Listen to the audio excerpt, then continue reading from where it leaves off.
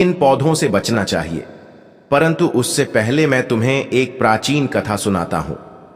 इस कथा के माध्यम से तुम स्वयं समझ सकोगे कि वृक्षों और पौधों का मनुष्य के जीवन पर कितना गहरा प्रभाव होता है। कौन से वृक्ष दरिद्रता को आमंत्रित करते हैं और कौन से सुख समृद्धि का प्रसार करते हैं। जो भी व्यक्ति इस कथा को श्रवण करता है उसके सैकड़ों पाप नष्ट हो जाते हैं और उसके जीवन से दरिद्रता सदैव के लिए दूर हो जाती है। भगवान श्री कृष्ण का सखा हाथ जोड़कर विनम्रता से बोले, हे केशव, मैं इस कथा को अवश्य ध्यानपूर्वक पूर्ण रूप से सुनूंगा। कृपया मुझे वह कथा सुनाइए जिससे मैं और समस्त जन यह समझ सके कि वृक्षों का घर के समीप क्या प्रभाव पड़ता है। भगवान श्री कृष्ण जी ने मुस्कुराते हुए कहा, हे सखा, सुनो। पूर्व काल की बात है। मध्य देश में एक अत्यंत शोभायमान नगरी थी। उस नगरी में हर्षवर्धन नाम का एक वैश्य अपने परिवार सहित निवास करता था। हर्षवर्धन धनवान था, परंतु उससे भी अधिक वह ईश्वर भक्त था। वह प्रतिदिन भगवान विष्णु की पूजा अर्चना करता, मंदिर जाता और दान पुण्य में सदैव तत्पर रहता। उसकी पत्नी सुमति भी अत्यंत सुशील, धार्मिक और गृह कार्य में निपुण थी। उनके घर में धन धान्य, सुख संपत्ति और प्रसन्नता की कोई कमी नहीं थी। भगवान की कृपा से उनका जीवन पूर्णतया आनंदमय था। इस प्रकार अनेक वर्ष शांति से बीत गए। एक दिन हर्षवर्धन की पत्नी सुमति ने सोचा कि आंगन को और सुंदर बनाना चाहिए। उसने अपने आंगन में कुछ वृक्षों और पौधों का रोपण किया। प्रतिदिन वह उन पौधों को जल चढ़ाती, उन्हें पूजती और उनकी सेवा करती रही, किंतु उसे यह ज्ञान नहीं था कि कौन से वृक्ष शुभ फल देने वाले हैं और कौन से अशुभ प्रभाव डालने वाले हैं। इसलिए उसने केवल अपनी इच्छा से जो वृक्ष उसे सुंदर और प्रिय लगे वही लगा दिए। दुर्भाग्यवश उन्हीं वृक्षों में अधिकांश ऐसे थे जो वास्तु और धर्म के अनुसार घर के लिए अशुभ माने जाते हैं। समय बीतने पर उनके घर में धीरे धीरे अनिष्ट के लक्षण प्रकट होने लगे। पहले हर्षवर्धन के व्यापार में भारी हानि हुई। उसके बाद घर में कलह और विवाद बढ़ने लगे। पति पत्नी में बार बार झगड़े होने लगे। जैसे जैसे वह वृक्ष बने होते गए वैसे वैसे उनके जीवन में दुख, दरिद्रता और क्लेश बढ़ता गया। हर्षवर्धन का व्यापार पूरी तरह से डूब गया। घर में रखा धन समाप्त हो गया, यहां तक कि भोजन के लिए भी पैसे न बचे। भूख और चिंता से घर का वातावरण भारी हो गया। हर्षवर्धन की पत्नी अत्यंत दुखी रहने लगी। कभी वह अपने पति पर क्रोध करती तो कभी स्वयं को कोसती। एक दिन उसने क्रोधित होकर कहा, हे स्वामी, अब तो कुछ काम करो, कहीं जाकर कुछ कमाई लाओ। तब हर्षवर्धन गांव गांव घूमकर काम मांगने लगा, परंतु कोई भी उसे कार्य नहीं देता था। थक कर वह घर लौट आया और बोला, हे भद्रे, मुझे कहीं पर भी कोई काम नहीं मिला, अब मैं कहां जाऊं।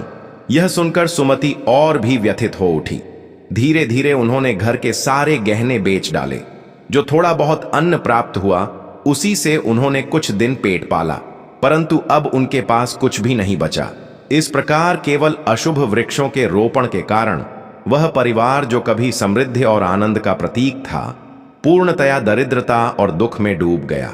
किंतु हर्षवर्धन और सुमति यह नहीं समझ पाए कि उनके दुर्भाग्य का मूल कारण उनके ही आंगन में लगाए गए वे अशुभ वृक्ष थे। फिर एक दिन की बात है जब हर्षवर्धन और सुमति अत्यंत दुखी और निर्धन हो चुके थे। उसी समय एक साधु महात्मा उनके द्वार पर पधारे। वे साधु महाराज तेजस्वी मुखमंडल वाले, शांति और करुणा से उत्प्रोत एक दिव्य आभा से युक्त थे। उन्हें देखकर हर्षवर्धन तत्काल उठ खड़ा हुआ, दोनों हाथ जोड़कर नम्रता से प्रणाम किया और बोला, हे साधु महाराज, पधारिए। इस गरीब के घर में आपका स्वागत है। कृपा करके बताइए मैं आपकी किस प्रकार सेवा कर सकता हूं। साधु महाराज ने शांत स्वर में कहा, हे महोदय, मैं कई दिनों से तीर्थ यात्रा पर हूं। निरंतर भ्रमण करते हुए अत्यंत थक गया हूं, इसलिए विश्राम के लिए कोई स्थान ढूंढ रहा था। यदि तुम्हें कोई आपत्ति ना हो तो मुझे अपने घर में कुछ समय ठहरने दो। मैं कई दिनों से भूखा भी हूं। यदि थोड़ा भोजन मिल जाए तो परम कृपा होगी। साधु के ऐसे विनम्र और करुण वचन सुनकर हर्षवर्धन के नेत्रों में श्रद्धा छलक आई। वह बोला, हे साधु महात्मा, आप अवश्य ही कोई महान पुण्य आत्मा हैं। आपके मुखमंडल से दिव्य तेज प्रकट हो रहा है। आपके चरण मेरे घर में पड़े, यह मेरा सौभाग्य है। आपकी सेवा करना मेरे लिए परम आनंद का विषय है। कृपया भीतर आइए। साधु महाराज मुस्कुराए और घर के भीतर चले गए। उन्होंने आंगन में एक कोने में आसन ग्रहण किया और विश्राम करने लगे। हर्षवर्धन ने अत्यंत आदर से उनके चरण धोए, उन्हें जल दिया और नम्रता से उनकी सेवा में लग गया। परंतु उसके पास अन्न का एक दाना भी नहीं था। कुछ देर बाद वह अपनी पत्नी से बोला, हे प्रिय, आज हमारे घर पर साधु महात्मा पधारे हैं। वे अत्यंत पुण्यवान प्रतीत होते हैं। उनकी सेवा करना हमारे जीवन का सबसे बड़ा अवसर है। हमें किसी भी प्रकार उनका भोजन करना ही होगा। मैं गांव जाकर किसी से थोड़ा सा धन मांग लेता हूं। इतना कहकर हर्षवर्धन घर से निकल पड़ा। वह गांव के एक धनी सेठ के पास गया और विनम्र स्वर में बोला, हे सेठ जी, कृपा करके मुझे थोड़ी सी राशि उधार दे दीजिए। मेरे घर पर एक साधु महात्मा आए हैं, मैं उनकी सेवा करना चाहता हूं। सेठ ने कठोरता से उत्तर दिया, हर्षवर्धन, तेरे पास तो फूटी कौड़ी भी नहीं बची, तू मेरा धन कैसे लौटा देगा? हर्षवर्धन बोला, सेठ जी, मुझ पर दया कीजिए। मैं वचन देता हूं, शीघ्र ही आपका धन लौटा दूंगा। यदि मैं ना चुका सका तो आप मेरा घर ले लीजिए। सेठ कुछ देर विचार में पड़ा, उसकी कठोरता थोड़ी पिघली और उसने कहा, अच्छा, यदि तू वचन देता है तो यह धन ले जा है, किंतु यदि लौटाया नहीं तो तेरा घर मेरा होगा। हर्षवर्धन ने दृढ़ स्वर में कहा, हे से, मैं वचन देता हूं। फिर उसने सेठ से कुछ धन लिया और बाजार गया। वहां से दूध, चावल, सब्जियां, आटा और शक्कर आदि आवश्यक वस्तुएं खरीद कर घर लौटा। उसने प्रसन्न होकर अपनी पत्नी से कहा, हे प्रिय, अब तुम उन साधु महात्मा के लिए प्रेम पूर्वक भोजन बनाओ। सुमति ने तत्परता से रसोई तैयार की।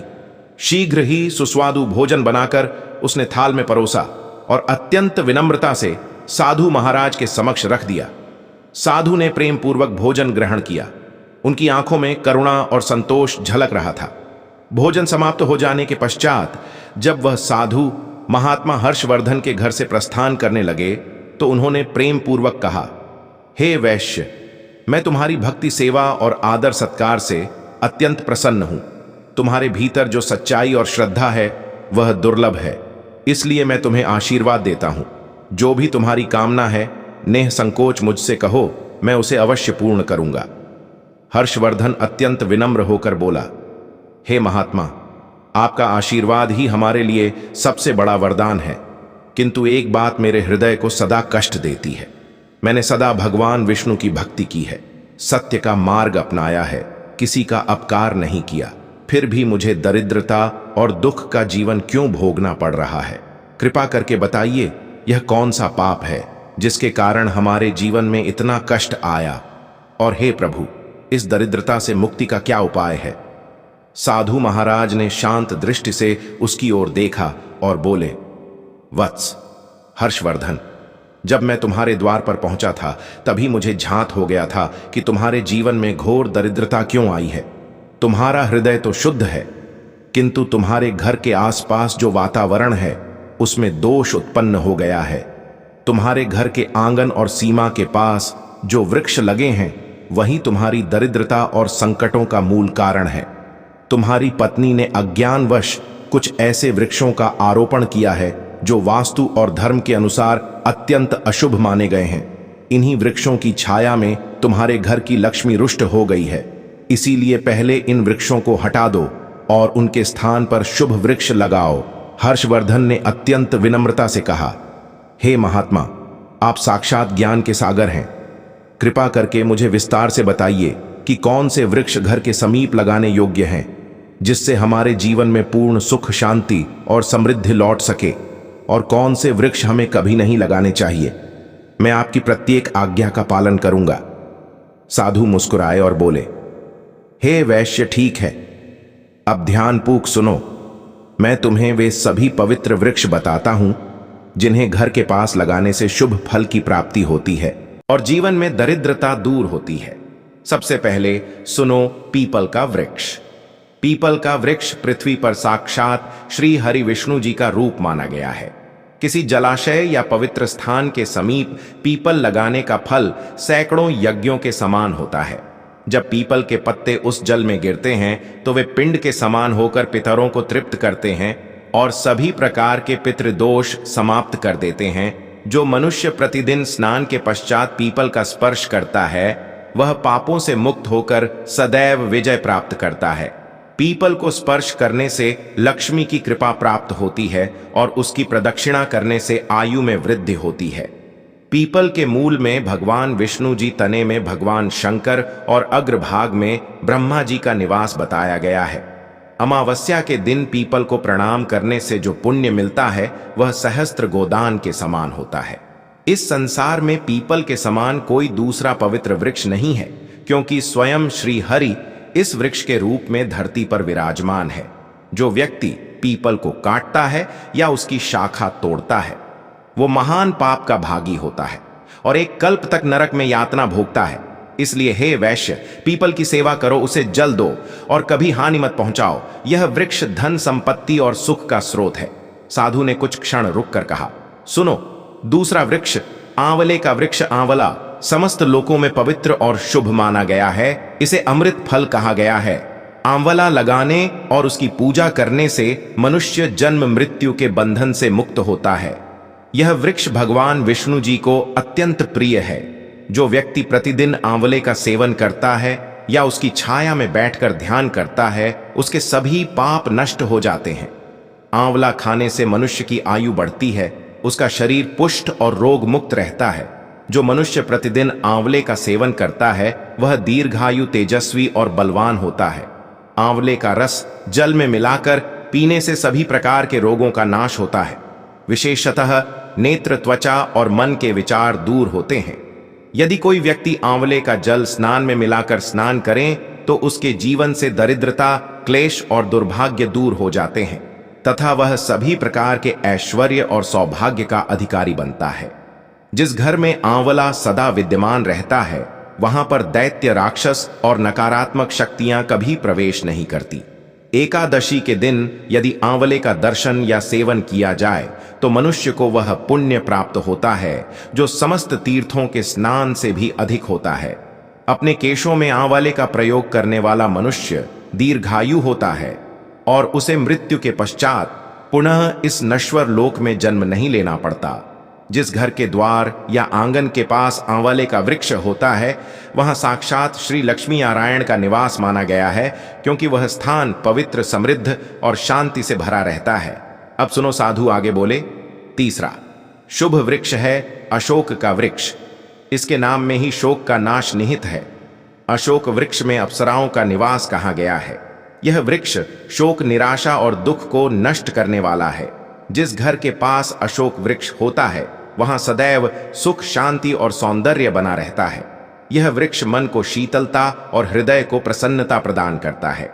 देवी लक्ष्मी जी ने स्वयं कहा है कि अशोक के समीप निवास करना उन्हें अत्यंत प्रिय है, क्योंकि यह वृक्ष घर के वातावरण को पवित्र और सौभाग्यवर्धक बनाता है। जब देवी सीता माता रावण द्वारा लंका ले जाई गई तब उनका निवास अशोक वाटिका में हुआ था। अशोक के वृक्षों ने उस कठिन समय में माता सीता को छाया, शांति और धैर्य प्रदान किया था। इसलिए माता सीता ने इस वृक्ष को यह वरदान दिया कि तो जहां भी अशोक का वृक्ष होगा वहां मेरा आशीर्वाद और देवी लक्ष्मी का निवास सदा रहेगा। इसलिए अशोक का वृक्ष कर को वृक्ष घर के समीप लगाने से घर में शांति, सौभाग्य और पारिवारिक प्रेम बना रहता है। चौथा वृक्ष सुनो, पाकड़ का वृक्ष। यह वृक्ष अत्यंत पुण्यदायी माना गया है। जो मनुष्य पाकड़ का वृक्ष लगाता है वह महायज्ञ के समान पुण्य प्राप्त करता है।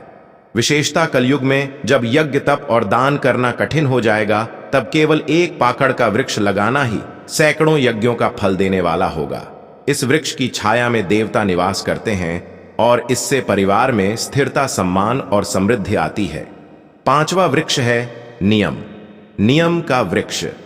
यह वृक्ष सूर्य देव को अत्यंत प्रिय है। जो व्यक्ति अपने घर के सामने आंगन में नीम का वृक्ष लगाता है वह नाना प्रकार के रोगों से मुक्त रहता है।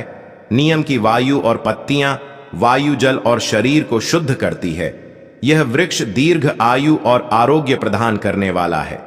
मां लक्ष्मी जी को नीम के पत्ते अत्यंत प्रिय है, इसलिए वे ऐसे घर में निवास करती हैं जहां नीम का वृक्ष आरोग्य प्रदान करने वाला है। नीम के नीचे तुलसी का पौधा लगाने से वह स्थान देवालय के समान पवित्र हो जाता है। जिस घर के द्वार पर नीम का वृक्ष होता है वहां धन संपत्ति का अभाव कभी नहीं रहता। अब सुनो, छठा वृक्ष, जामुन का वृक्ष।